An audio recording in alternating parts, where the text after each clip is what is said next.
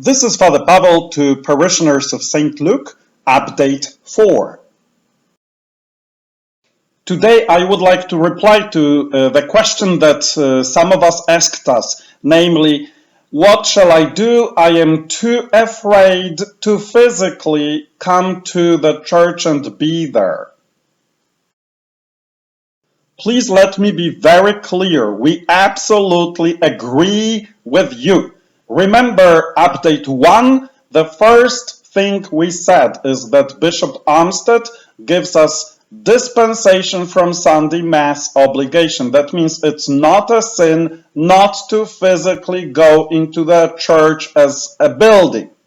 Safety first. Better safe than sorry.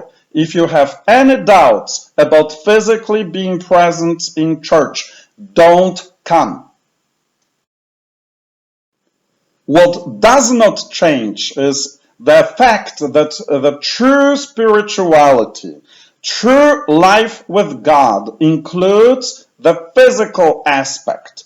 Jesus became human. Jesus embraced the physical aspect of living with God. There are many ways of living the physical aspect of our life with God. We spoke a little about it already in Update 3. So physically I can watch Mass online. And here I simply set a time and set a special place for that. We switch off the cell phones and switch off TV, and now is physically a sacred time and space in our home.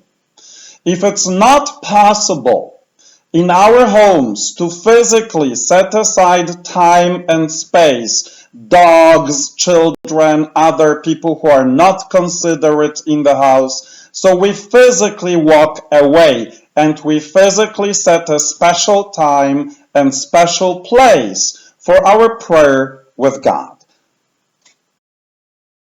We spoke in Update 1 about other ways of being spiritual. These are just a few examples. And here already you can see you can physically grab the rosary. You can physically walk when you pray the Stations of the Cross. In future updates, I will say more, give you more insights about the physical aspect of staying in touch with God.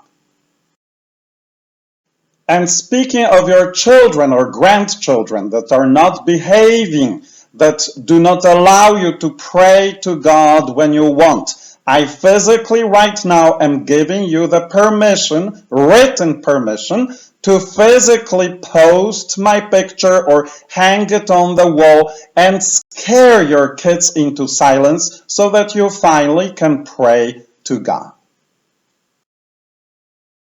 Every day we will post a short video with updates. We will post a homily every Sunday. I hope you watched our Update 1 and Update 2. We will also post Lenten reflections, as well as reflections on what the Bible tells us for times of crisis. Every Sunday I will celebrate Mass for all parishioners, placing each one of you and your concerns in the hands of God. Let's pray together 3 times. Jesus, I trust in you. Jesus, I trust in you. Jesus, I trust in you. Amen.